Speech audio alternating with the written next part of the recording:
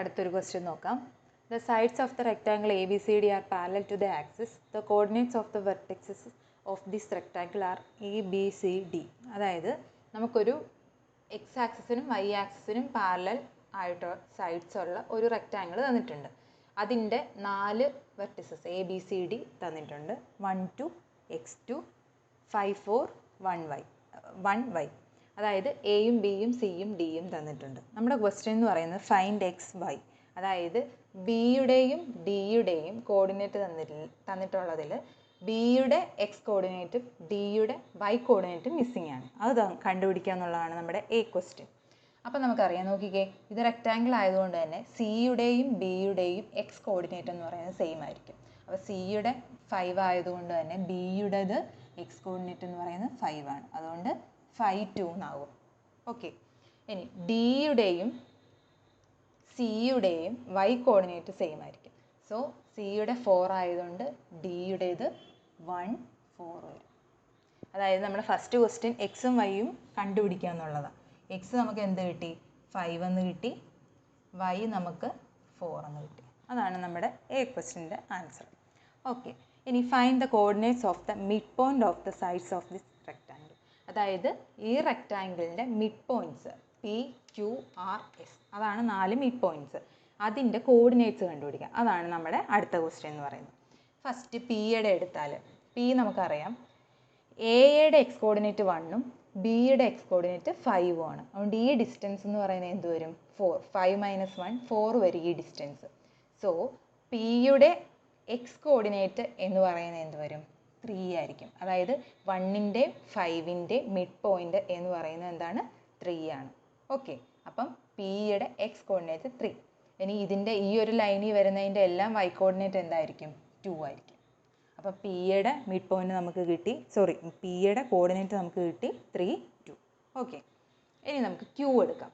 Q എടുക്കുമ്പോൾ നമുക്കറിയാം ക്യൂവിൻ്റെ Y coordinate, ബിയുടെ വൈ കോർഡിനേറ്റ് എന്ന് പറയുന്നത് 2ഉം സിയുടെ വൈ കോർഡിനേറ്റ് എന്ന് പറയുന്നത് 4ഉം ആണ് അല്ലേ? അപ്പം 4ൻ്റെയും 2ൻ്റെയും മിഡ് പോയിൻ്റ് എന്ന് പറയുന്നത് എന്താണ്? 3 ആണ്. അപ്പം ഈ ക്യൂവിൻ്റെ വൈ കോർഡിനേറ്റ് എന്ന് പറയുന്നത് 3 വരും അല്ലേ? എക്സ് കോർഡിനേറ്റ് നമുക്കറിയാം എന്താണ്? ഒരേ ലൈനിലുള്ളതായതുകൊണ്ട് 5 ആയിരിക്കും. അപ്പോൾ നമുക്ക് ക്യൂവിൻ്റെ കോർഡിനേറ്റ്സ് എന്ന് പറയുന്നത് എന്ത് കിട്ടി? 5 3 എന്ന് കിട്ടി. ഓക്കെ, ഇനി നമുക്ക് ആർ എടുക്കാം. ആറിൻ്റെത് നമുക്കറിയാം ഇവിടെ 1 ആണ് എക്സ് കോർഡിനേറ്റ്, ഇവിടെ 5 ആണ്. അതുകൊണ്ട് തന്നെ ആറിൻ്റെ എക്സ് കോർഡിനേറ്റ് എന്ന് പറയുന്നത് 3 ആയിരിക്കും. ഓക്കെ, അത് 3 ആയിരിക്കും. ഇനി വൈ കോർഡിനേറ്റ് എന്ന് പറയുന്നത് 4 ആയിരിക്കും.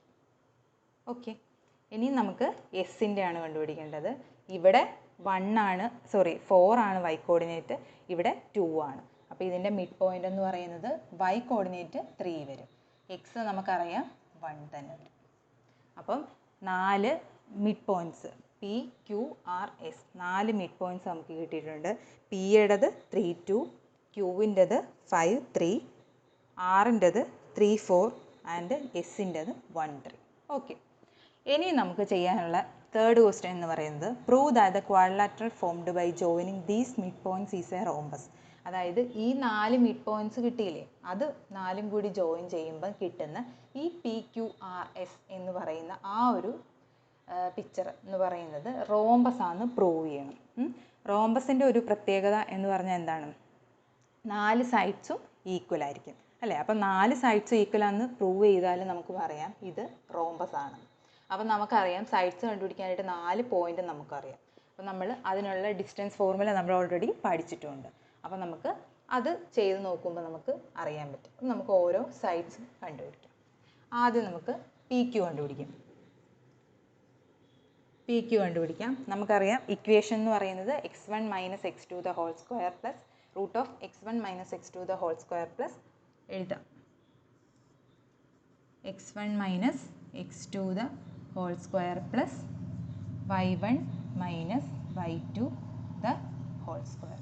ഇതാണ് നമ്മുടെ ഇക്വേഷൻ. ഈ ഇക്വേഷനിലോട്ട് ഓരോന്നും ഇട്ട് കൊടുക്കുക. അപ്പം പി ക്യൂവിൻ്റെ കേസ് എടുക്കുമ്പം x1 y1 എന്ന് പറയുന്നത് 3 2, x2 y2 എന്ന് പറയുന്നത് 5 3 ആണ്. അപ്പം നമുക്ക് 5 - 3 5 മൈനസ് 3 എന്ന് പറയുന്നത് 2. 2 സ്ക്വയർ പ്ലസ് 3 മൈനസ് 2 എന്ന് പറയുന്നത് 1 സ്ക്വയർ ഈക്വൽ ടു 2 സ്ക്വയർ എന്ന് പറയുന്നത് 4, 1 സ്ക്വയർ എന്ന് പറയുന്നത് 1. 4 പ്ലസ് 1 5. അതായത് √5 വരും പി ക്യു എന്ന് പറയുന്നത്. അത് ഞാൻ അങ്ങനെ എഴുതണ്ടല്ലോ, ചെറിയ ചെറിയ നമ്പറല്ല, നമുക്ക് ചെയ്തിട്ട് എഴുതാവുന്നതേ ഉള്ളൂ, അതുകൊണ്ടാണ് അങ്ങനെ അങ്ങ് എഴുതിയത്. അപ്പോൾ പി ക്യു എന്ന് പറയുന്നത് നമുക്ക് √5 കിട്ടി. ഇനി നമുക്ക് ക്യു ആർ കണ്ടുപിടിക്കാം. ക്യു ആർ കണ്ടുപിടിക്കുമ്പം x1 y1 എന്ന് പറയുന്നത് 5 3 ആണ്, r എന്ന് പറയുന്നത് 3 4 ആണ്. അപ്പോൾ നമുക്ക് 3 minus 5 the whole square, 3 minus 5 എന്ന് പറയുന്നത് 2 ആണ്, അല്ല -2 ആണ്. -2ൻ്റെ സ്ക്വയർ എടുക്കുമ്പം 4 വരും.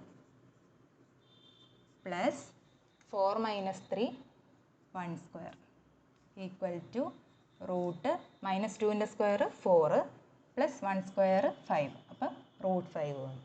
ഇനി നമുക്ക് ആർ എസ് കണ്ടുപിടിക്കാം. ആർ എസ് കണ്ടുപിടിക്കുമ്പം നമുക്കറിയാം x1 y1 എന്ന് പറയുന്നത് 3 4 ആണ്, x2 y2 എന്ന് പറയുന്നത് 1 3 ആണ്. അതുപോലെ തന്നെ നമ്മൾ ഈ എക്സിൻ്റെ കോർഡിനേറ്റ് 3 മൈനസ് 1 എന്ന് പറയുന്നത് 2 സ്ക്വയർ പ്ലസ് 4 മൈനസ് 3 എന്ന് പറയുന്നത് 1 സ്ക്വയർ ഈക്വൽ ടു എഗെയിൻ √5 വരും. ലാസ്റ്റ് നമുക്ക് എസ് പി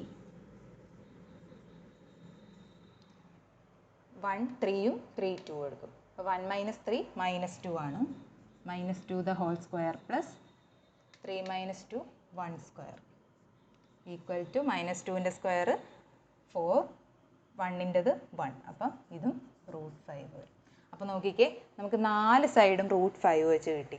ഈ ഡിസ്റ്റൻസും ഈ ഡിസ്റ്റൻസും ഈ ഡിസ്റ്റൻസും ഈ ഡിസ്റ്റൻസും അങ്ങനെ 4 സൈഡ്സും നമുക്ക് √5 വീതം കിട്ടി.